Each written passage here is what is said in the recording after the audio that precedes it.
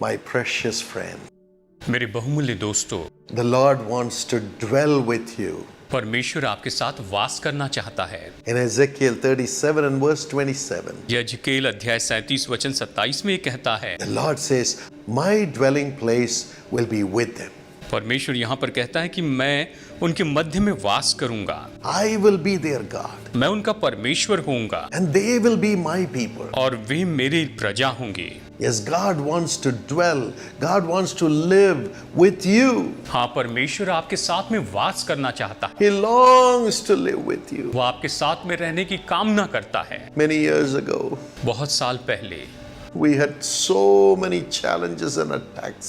हमारे विरुद्ध में बहुत सी चुनौतियां थी और बहुत से हमले हुए। One morning we were all crying to God as a family in the family prayer. सुबह के समय पारिवारिक प्रार्थना में हम परमेश्वर के सामने सब के सब रो रहे थे। We said, where are you, Lord? हमने कहा, परमेश्वर आप कहां पर हैं? Why are the wicked prevailing? क्यों ये दुष्ट लोग प्रबल हो रहे हैं? Why this attack after attack? ये क्यों एक के बाद एक हमले होते जा रहे हैं? Where have you gone? परमेश्वर आप कहां चले गए हैं?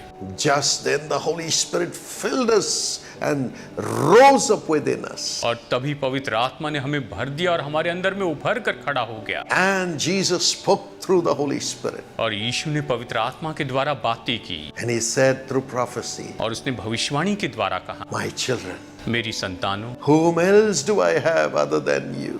तुम्हारे सिवा मेरे पास और कौन है? Why do you think that you have displeased me? क्यों तुम ये सोचते हो कि तुमने मुझे अप्रसन्न किया है? You have sacrificed everything for my sake. तुमने मेरे लिए सब कुछ बलिदान कर दिया। You have left everything and followed me. तुम तो सब कुछ छोड़कर मेरे पीछे You have obeyed me in all things. में तुमने मेरी आज्ञा मानी, You have borne shame तुमने शर्मिंदगी सही, and you have borne the attacks of the wicked people. तुमने दुष्ट लोगों के हमलों को भी सहा है। How will I ever leave तो you? मैं तुम्हें कैसे छोड़ दूं? How will I ever forsake you? मैं तुम्हें कैसे त्याग दूंगा? Whom else do I have other than you? तुम्हें छोड़कर मेरे पास और कौन है? Oh, it comforted us so much. उसने हमें बहुत तसल्ली दी। My friend, मेरे दोस्तों, who else does the Lord have other than you?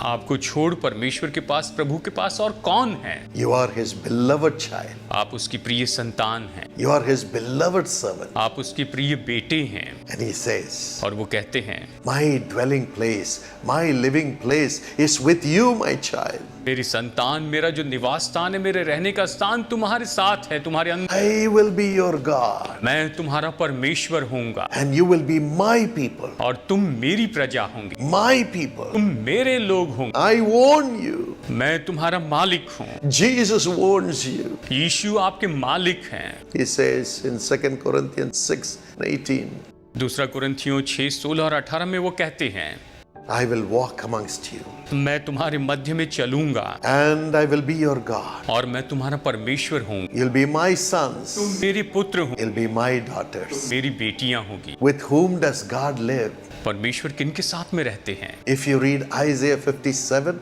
and verse 15, अगर आप यशायाह अध्याय 57 वचन 15 पढ़ते हैं, the Lord says, I live in a high and holy place, परमेश्वर कहते हैं कि मैं तो ऊंचे और बहुत ही पवित्र स्थान में निवास करता हूँ, but I also live with the one who is contrite and lowly in spirit. और उसके संग भी रहता हूँ जो खेदित और नम्र है। Whoever says, Lord, I'm not worthy to be your child, and humbles himself or herself before me. जो ये कहता है कि प्रभु मैं तो सच में इस योग्य नहीं कि आपकी संतान बनूं, लेकिन वो खुद को मेरे सामने नम्र करता है, I will live with them. मैं उनके साथ में रहूंगा। To revive the heart of the contrite. कि मैं जो खेदित वाले लोग हैं उनके हृदय को मैं फिर से हर्षित करूं, To revive the spirit of the lowly people. और जो नम्र लोग हैं, खेदित लोग हैं, उनके मन को हर्षित करूं। God is going to revive every blessing in your life. परमेश्वर आपके जीवन की हर एक आशीष को नया बनाता He's going to revive every joy in your life. है, आपके जीवन के हर एक आनंद को फिर से नया बनाता है, He's going to revive every possession in your life.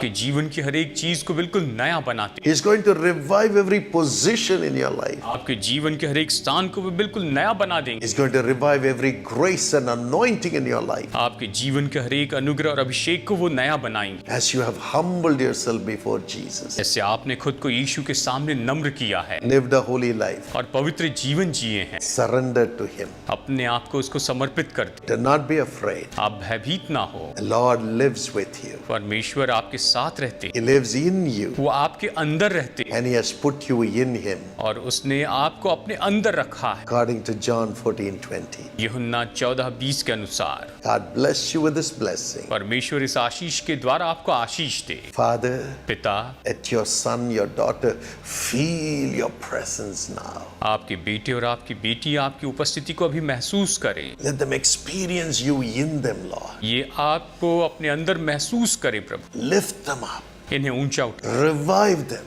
इन्हें नया बनाइए। Everything that they have lost, let it come back to them in Jesus' name in double measure. जो कुछ भी इन्होंने खोया है यीशु के नाम में दुगने माप में ये आ जाए। Today, let there be a revival of every blessing. प्रभु आज हर एक आशीष बिल्कुल नई हो जाए And let them have all your presence and anointing. और ये आपकी उपस्थिति और आपके अभिषेक को पाए। Heal their bodies.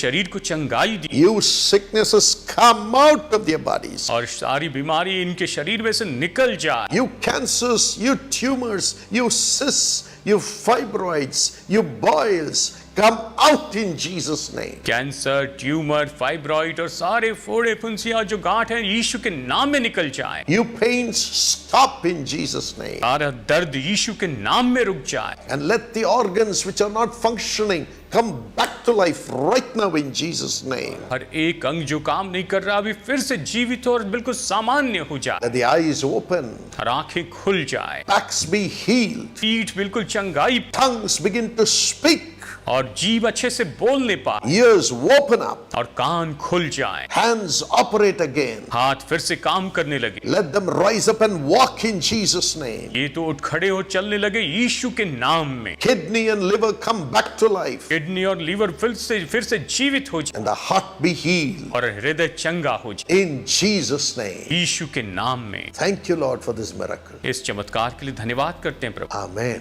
आमीन। God bless you. प्रभु आपको आशीष दे।